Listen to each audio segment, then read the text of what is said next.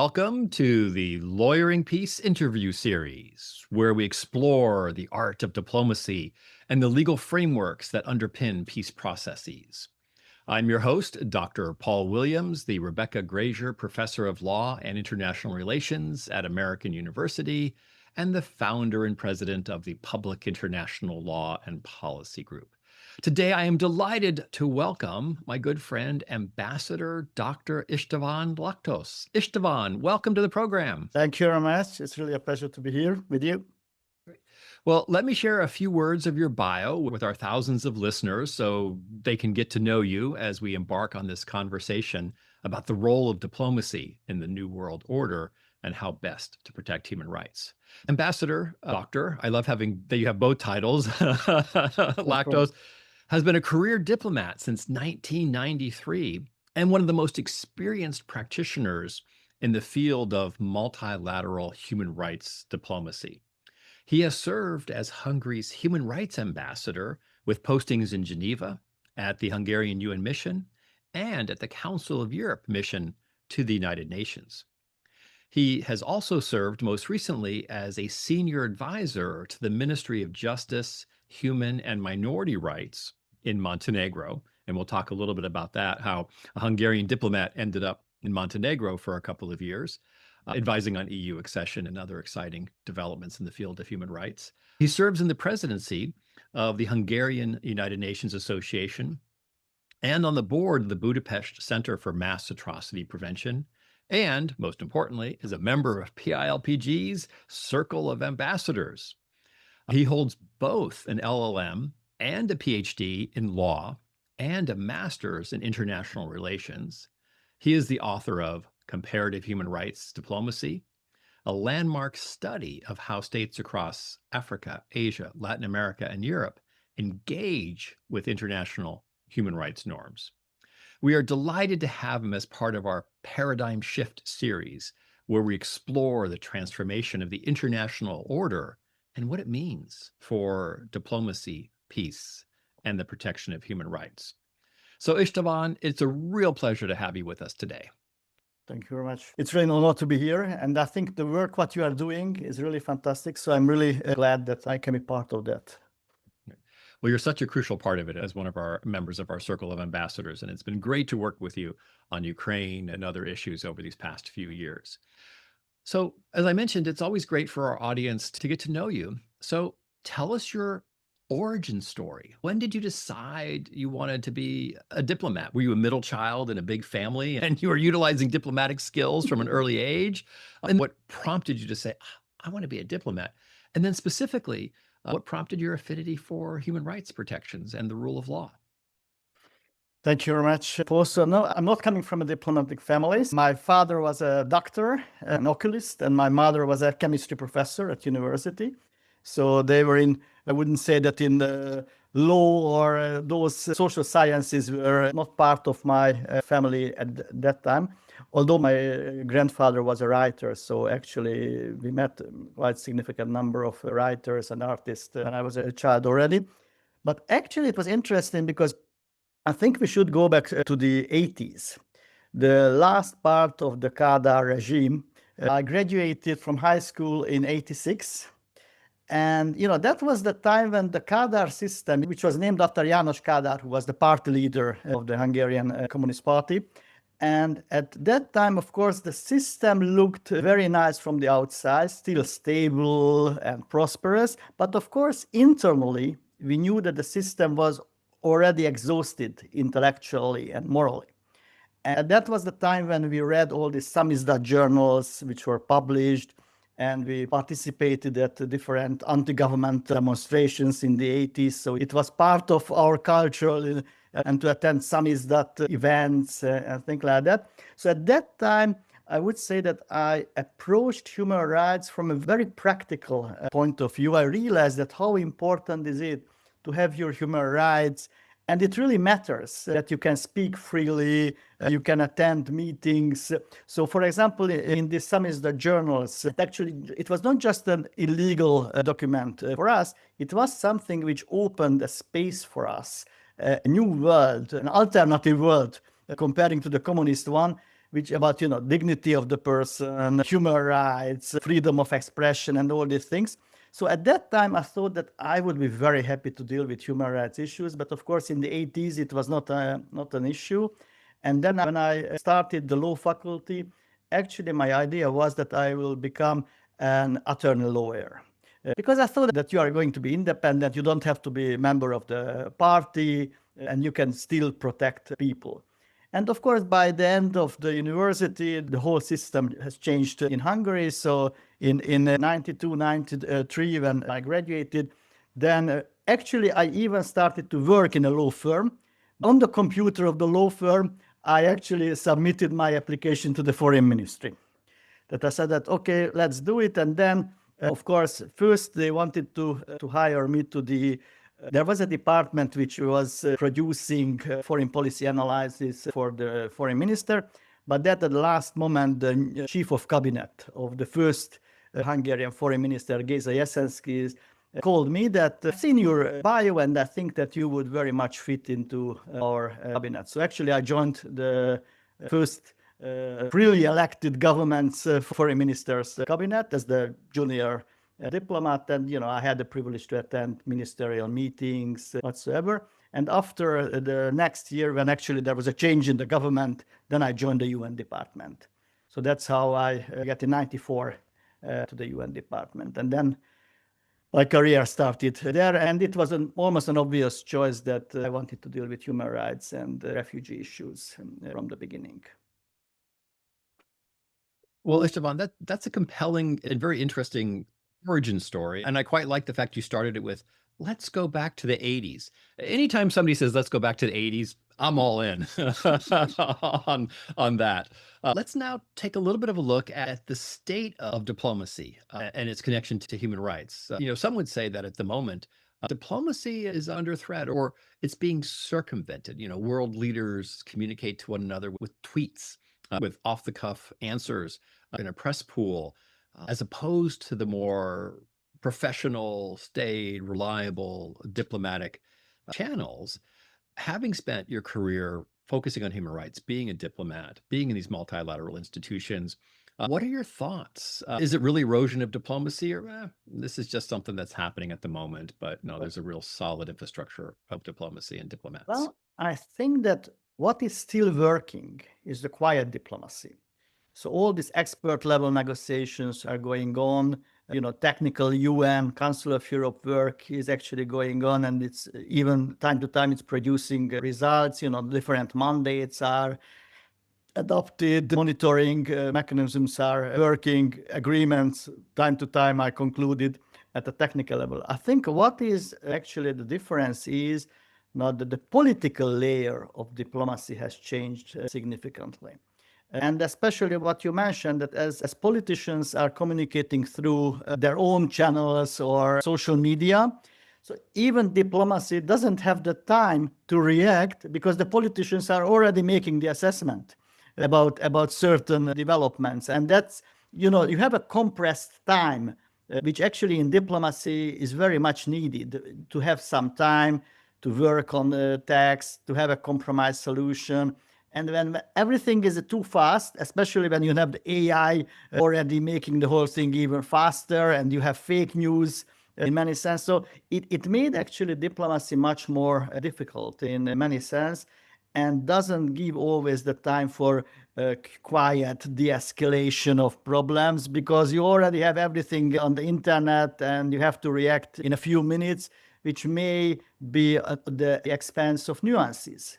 And, in diplomacy, nuances are the most important part of the story. So certain words in a resolution, they are extremely important. And if you don't have this time, for that makes it very difficult. So I would say that the political layer of diplomacy has changed, and also the trust and the willingness to make compromises. This is something which actually weakened also. And sometimes you see that multilateral forums, which were considered in the 90s, for example, as problem-solving arenas, now they are the arenas of escalation sometimes. So everybody has its own narrative, and they are producing their own narrative. So they're using the UN fora to do a narrative which is useful for their internal purposes. So what I see very frequently that politicians are using international organizations and human rights diplomacy mainly for their internal purposes. So not for the betterment of mankind, but for the betterment of their political situation in their own country. And I think this is a real problem. And so I wouldn't say that there is a collapse. We cannot speak about the collapse of diplomacy, but what I would call it is a return of geopolitics into the whole system. So geopolitical considerations are much stronger than they were previously, because in the 90s we saw that geopolitics is going on and we have a rule-based cooperation. And this is now another way around. So geopolitics is entering to the center of the system again.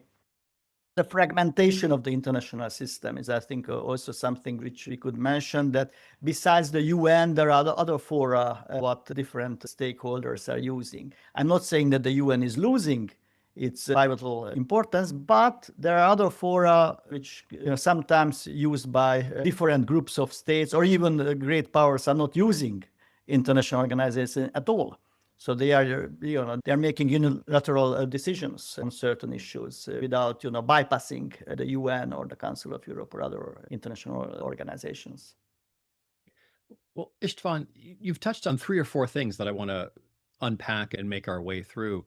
Artificial intelligence, let's put that for a couple of questions down the road. But I want to pick up on this human rights, multilateral bodies becoming arenas of escalation. And then I want to have a follow-up question on the shift from rules to power. But walk us through this. The 80s, 90s, the noughts, and the tens, a lot of emphasis on using these human rights mechanisms to bring the global community along, somewhat slowly, somewhat uneven, and with some degree of hypocrisy, but at least moving in the direction of human rights norms. And now, as you say, they're mostly arenas for escalation or for domestic political posturing. Will this pass? Or are these mechanisms bending, or are they breaking? I think they are bending. I wouldn't say that they are breaking, but certainly bending. And there is a pressure which was never seen before. And of course, the universality of human rights started to be challenged by certain players, because before that, at least every country was almost in an agreement. It was a fragile consensus that, okay, sometimes they were violating human rights norms, but there was an agreement that, about the universality of human rights norms, and no one actually challenged the legitimacy of the whole system. Now you may have certain challenges about the whole system. So I know that for example, in the treaty body meetings, certain players are even challenging that who is representing certain countries in the treaty bodies. So whether they are legitimate figures. So actually, when you have that sort of challenges, it is much more, I would say, severe problem than just not following the rules, because then you are actually eroding the trust in the whole system. And I think that's a real danger. So I would say that previously we had a normative expansion. Now we have a normative defense. So what is now actually the major challenge for us? To keep at least the protection level at the same standards, and to protect all those human rights standards which we managed to achieve through the last few decades. So I think this makes it extremely difficult for a human rights lawyer, that you have a much more difficult role, because there is no assumption that you can have an agreement on major issues even. So then, the whole contestation rivalry is part of the system. And that makes it very difficult to cope with. Well, Ishtvan, let's pick up on that bending of the system, because it is under serious pressure with geopolitics, as you've mentioned. Also, you've alluded to the transactional basis of international relations and this sort of normative defense for the liberal international order, with things gridlocking at the United Nations, fracturing at the World Trade Organization. Is it enough that at the technical level, things are still working? At the mid-level, the diplomats are still talking? And this is just temporary, and we'll all miss the legal order like we missed the 80s and we'll want to resurrect the legal order or revitalize the international legal order?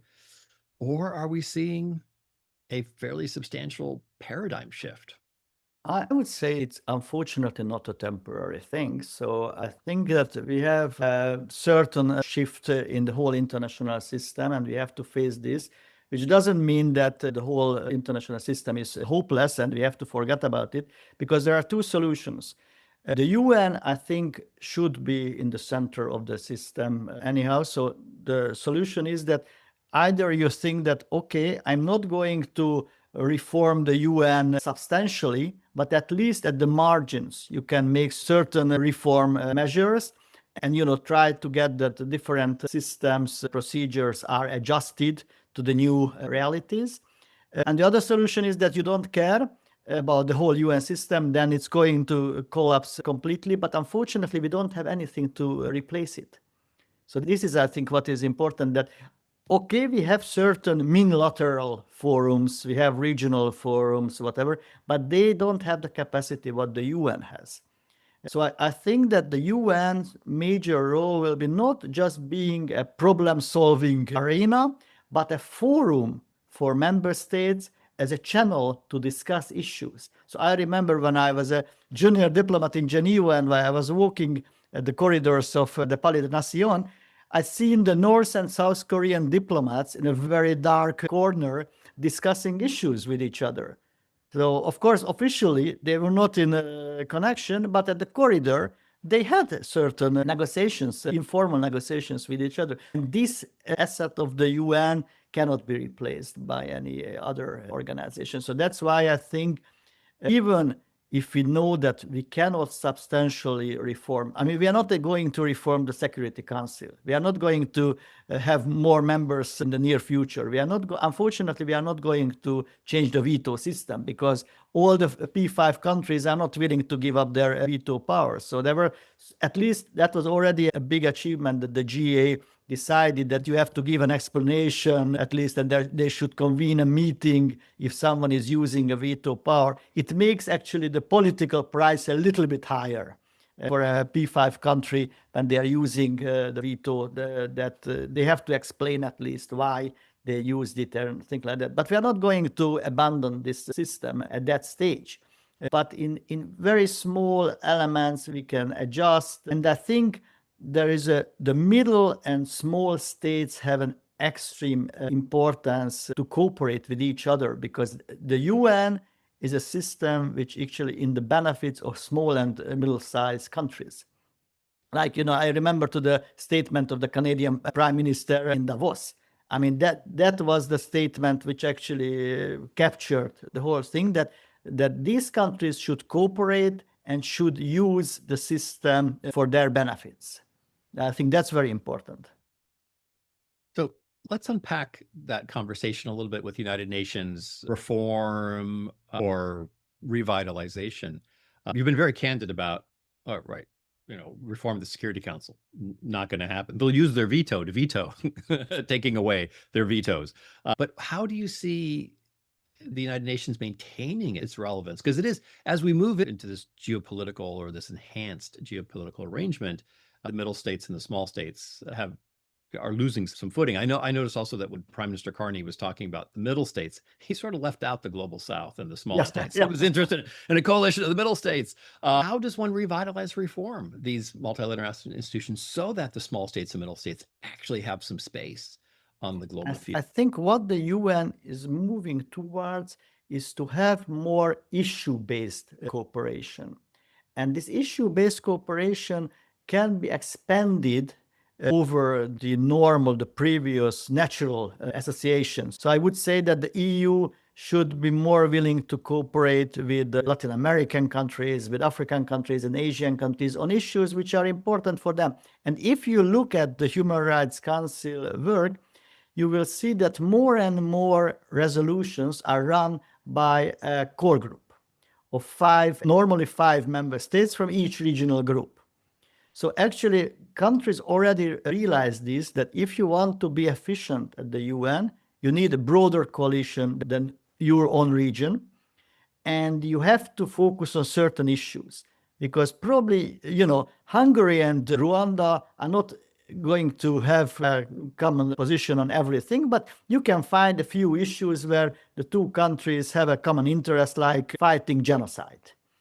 And then you say that, okay, this is an issue, we can cooperate. Maybe on that penalty, we are not going to cooperate because they have a different view than we have. So that sort of issue-based cooperations are going to be, I think, the most important phenomenon of the UN system. So we won't have a universal cooperation and things like that. We will have a more, patchwork of cooperations. And I think it's going to be interesting. So it actually demands more work from a diplomat to find those issues where you can cooperate with other regions, with other countries, and things like that. And so this is how I see now the UN. So this issue-based cooperation, this is, I think, going to be the key feature. And these core groups, these coalitions of the willing, coalitions of the able, are they based around principles on particular issues or economic or security or all of the above? Because you're right, this is a jobs program for diplomats. I teach both at the law school and the School of International Service, and this is great news. More lawyers, more diplomats in this paradigm shift world we're living through. But how do you see these, or geographic, are these regionalization? Are these regional? I think, there are certain issues where, of course, economic interest is important. Sometimes you have, environmental problems. That's like, that certain countries are afraid that if the global warming is going on, they have serious problems with water and all these, or some, if the level of the sea is getting higher and higher, certain small islands will disappear. So actually, there are certain issues which, countries, they need a vital cooperation because this is vital for their internal security.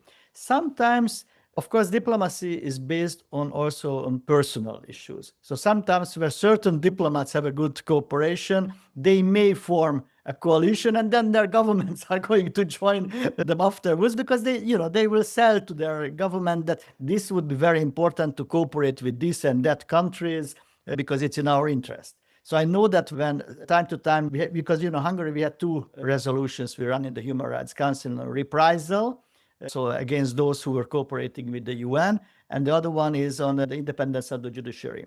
And of course, when we have chosen the different partners, or also personal friendship affiliation, also have that, okay, with this delegation or with this person, we already had a good cooperation. So let's invite them to a mutually beneficial cooperation on certain resolutions or running a certain resolution. So it also, sometimes, political considerations. Sometimes, they feel that we have a common enemy. So that's why we are uniting, because there is someone we both hate. So try to unify and try to protect ourselves from this third party. So there are different reasons for that, but they are actually really getting more and more frequent. So there are very few resolutions now which is run only by one state in the Human Rights Council. It's very interesting. So most of the resolutions are run by groups already. Well, let's talk about human rights and these core groups or these coalitions, because it makes perfect sense for economic interests coming together, or security interests coming together, or existential threats like global warming. Now, human rights always had a place in the liberal international order, in a values-based and rules-based order. But as that order shifts to be more geopolitical, transactional, are you going to have coalitions of the interested or core groups on human rights, or has the platform that supported human rights begun to dissipate? I think these coalitions will be maintained, but also we are going to see coalitions against human rights. Of course, they are not saying that they are against human rights, but actually the interest of those countries who are participating in these coalitions, they would like to maybe, control civil society participation in the work of the UN, or they would like to limit the freedom of expression or things like that. So, of course, you have different types of cooperations.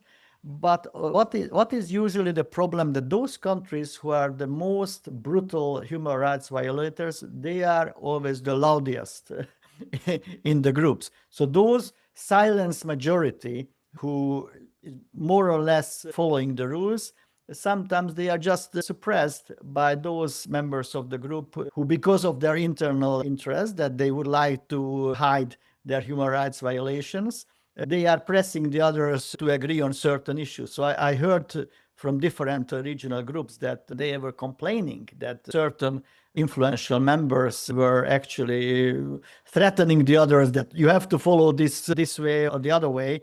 But if you have an access to this silent majority, you may have very interesting coalitions, and they can be very useful, and they can have the majority in many issues. So if you are clever enough and you speak with all the speakers, because several states are not even approached by anyone because they are small, everyone think, okay, we don't care about what they think.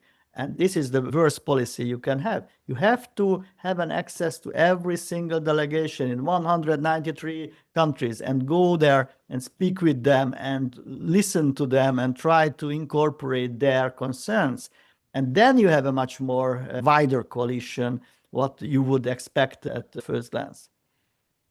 So in an interesting way, it's creating more space for small and medium-sized states to engage in the effort to protect and promote human rights, because there's no longer 3 or 4 big dogs that are either for or Exactly. against. Yeah. Exactly. Well, you mentioned a few moments ago, you mentioned artificial intelligence. Mhm. Every morning we wake up, whatever news source we have, there's always, 2, 3, 4 articles now on how artificial intelligence is changing this, that, or the other thing. How is artificial intelligence changing diplomacy and impacting efforts to protect and promote human rights? I think what the major challenge with artificial intelligence that it's actually the erosion of a shared factual baseline. So because diplomacy formally was based on facts that we knew who done what, where, and why. Now it's absolutely not sure that what you see on the television it happened there by the player it shows. And now, of course, because previously we had too little information, now we have too much information about the world, and it's very difficult to make a good choice that what is the information, what is important, what is relevant, and what is a fake news. And so it is, I think, extremely difficult to have this. And also, it has actually two side effects, because artificial intelligence, in one way, is helping the redistribution of power in a way that even small states, NGOs can run certain projects with the help of artificial intelligence, which was not the case previously.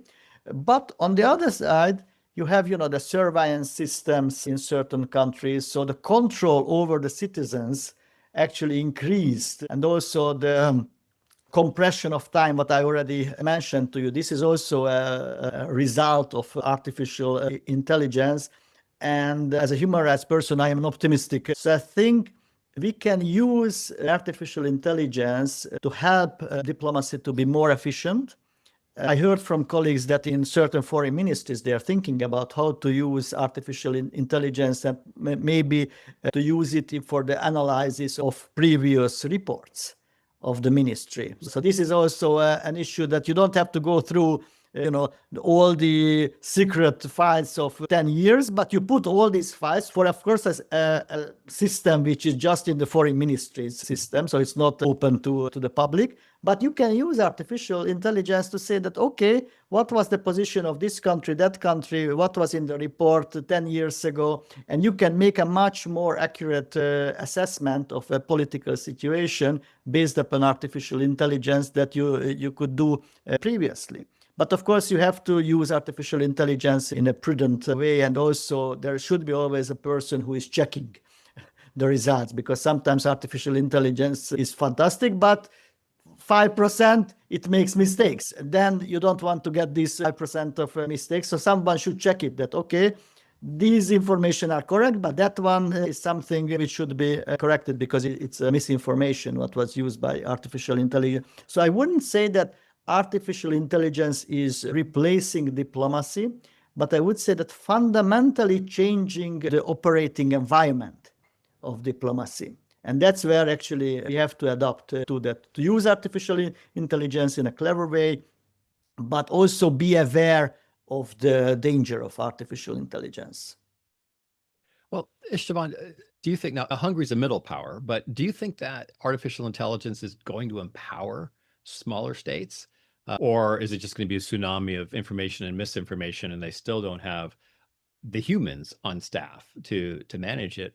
Or is this something that we should be excited about, those of us who are interested in empowering small states to resolve conflict, to protect human rights, to establish rule of law, that, whoa, they now have a tool which is not dependent upon Yeah, assistance absolutely. from the Americans, the European Union, etc. I think if a small country realizes the importance of artificial intelligence and produce a program how to use it wisely, it can be extremely helpful for that country. But you have to have a very clever targeted program, what to do, where you want to use it, who is going to control the whole system, because that's also important, because if you are misusing artificial intelligence, it's extremely dangerous. But if you are clever and you use it in a wise way, it can contribute to the empowerment of smaller states. Yeah, I absolutely agree with this.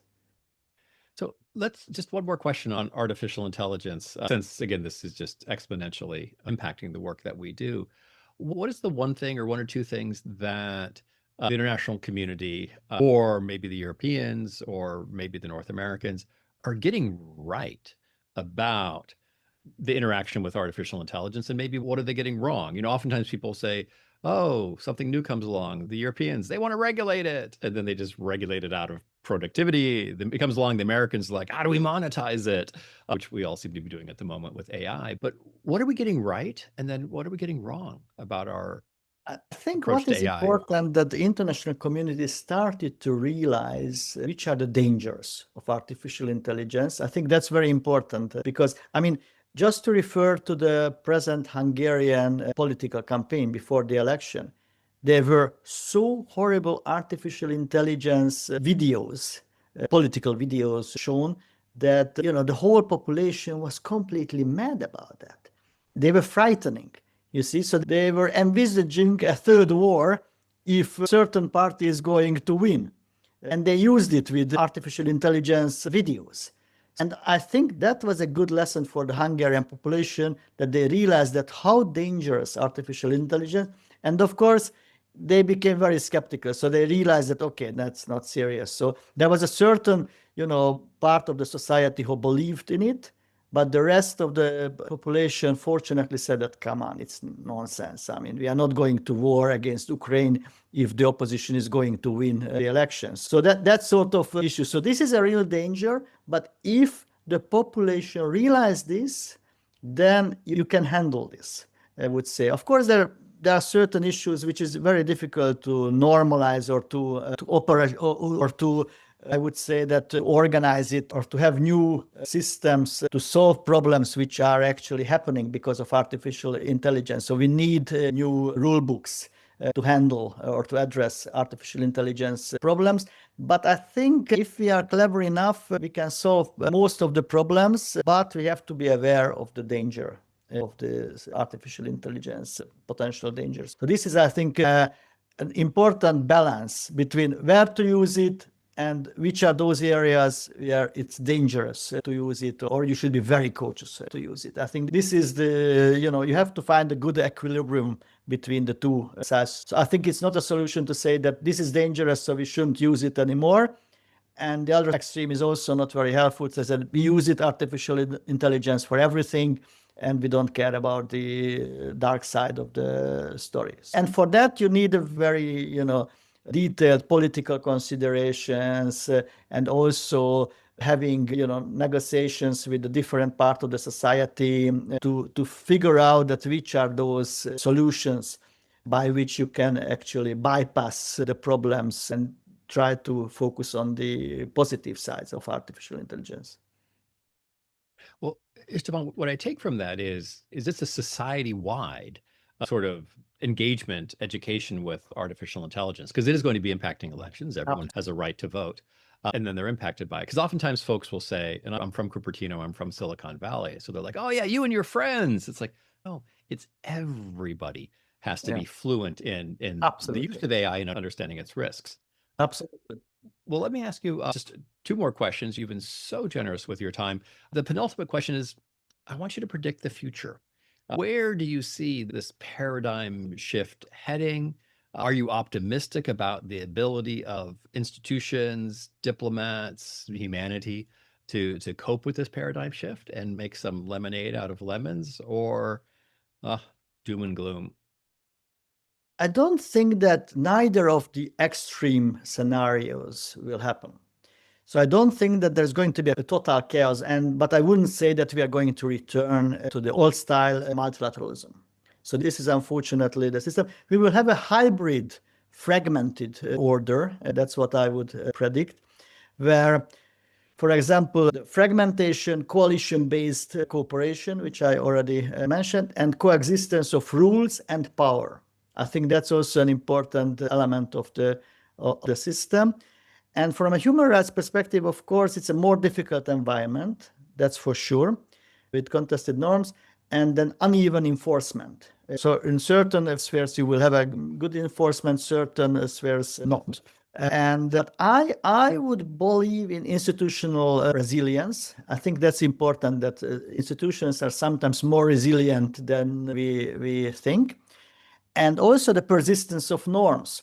So even now, when certain countries are challenging the norms, they do their utmost to verify their position against human rights criticism, which means that they are making an investment. It means that human rights still have power, and you don't want to be seen in front of the international community that you are violating human rights. So you are always giving an explanation that no, what you think it was not a human rights violation, and you give an explanation, which means that the system still has some sort of weight.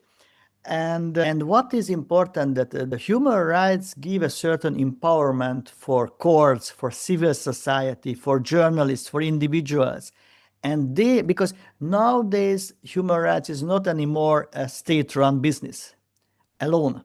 There are many other stakeholders, and they have a very important role in this game. And I think this is important, that they can enforce the government to do certain things which they wouldn't do otherwise. But by demonstrations or other petitions, or the court can give also as a checks and balances system, so certain power. And what is for me an important advice, that political systems often appear more permanent than they are really. So this is also an important, that, to be very honest, no one thought 2 years ago that the Orban system is going to collapse. No one. So if you would ask any political analyst that whether in Hungary in 3 or 4 years it's going to be the same government, everyone would have said, yes, of course. Viktor Orban's regime is going to continue till the end of the 30s or whatever. And in 2 years, the system completely collapsed. You see, so that's also an important lesson. And I wouldn't say that for civil persons that the future is not completely predetermined, and it can be still shaped. And I think this is the hope for the mankind, that we can still shape our future. And that's very important to get in mind. So you shouldn't have this fatalist position that, okay, I am just a man, I cannot have an influence on the whole system. All the decisions are taken somewhere, at the upper level, and I'm not able to interfere. And this is not true. And I think this is important knowledge for societies, that you can shape the future of your country yourself if you are determined, you have vision, and you have a good strategy. So you're actually an optimist at the end of the day. I'm You an started out optimist. by saying neither way, and then you basically moved. And no, it's a really important lesson, is it'll never change until it changes. You'll never have an impact until you do. And I remember back in my undergraduate in 1987, UC Davis, I wrote a paper for a class on international affairs, and got a really bad grade on this paper because I was talking about the post-Soviet developments in the post-Soviet world order. And the comment was, this is not a class on fiction. Exactly. It's like, who thought in 87 that there's going to be a completely different system in 3 years? Absolutely. That's what I'm saying. So when you think that certain systems looks very stable and permanent, no, it's not. And you can shape the future. So if the society is willing to do, then they can do it. You can have that. You can have that impact. Well, Istvan, you've been so generous with your time. I just have one last question for you. And this is, as many of our listeners are mid-career, we also have a retirement group of listeners as well who just want to keep track of what's happening around the globe. But there's a core group of young professionals. And you mentioned that your worldview, your desire for being a diplomat in human rights was high school, college, mid to late 80s, when there was so much happening, sort of under the radar that then led to 1989 and those changes. And at the moment, young professionals, my law students, my students studying international affairs, are seeing this paradigm shift happening around them. What advice do you have for the next generation? So you're off to the Hungarian government for your next role, but eventually you and I will want to retire. We're actually the same age. Well, give it another decade, we'll want to retire. Yeah. But what should our young professional colleagues be? What advice do you have for them as they launch into the next 5 decades of their career? I would say that you should invest in credibility, because if you are a credible person, you will be listened even by those who disagree with you. If you are an opportunistic and you're changing your position, which actually I'm just laughing that nowadays everybody is supporting the new Hungarian government. Previously, these guys were complete fans of Viktor Orban. They changed their position in 24 hours. So this is something, if I have some respect among my colleagues, because I always say the same things. I'm not changing my position from one government to another. I'm always pro human rights. I have certain principles. And also, there are two ways which I think both are dangerous. You can be very cynical, saying that power is the only thing which matters. And the other one is to be very naive, saying that, okay, if I'm referring to a principle, then everything is going to be solved. You have to navigate between the two. So sometimes you should be sure when to be hard, when you have to be, a bit softer, and you need some realism, that understanding the power and interest. You have to have a discipline, knowing when to push and not to.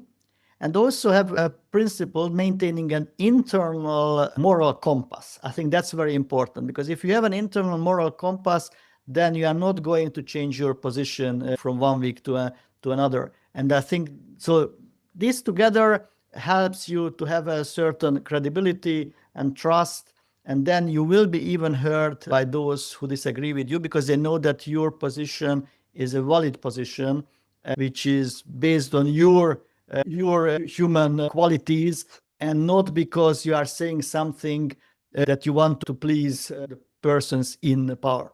I think that's also very important to acknowledge that. So I would say that, and for example, as a personal observation, I always say that the most important conversations in the UN, they are always happening in formal meetings.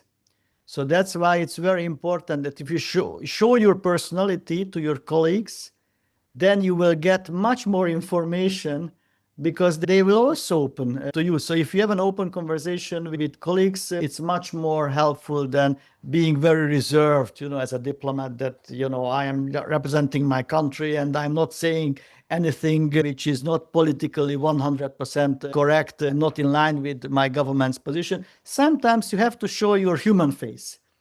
And if you show this, my experience was that it's very helpful, and many colleagues, they will see that you are not acting.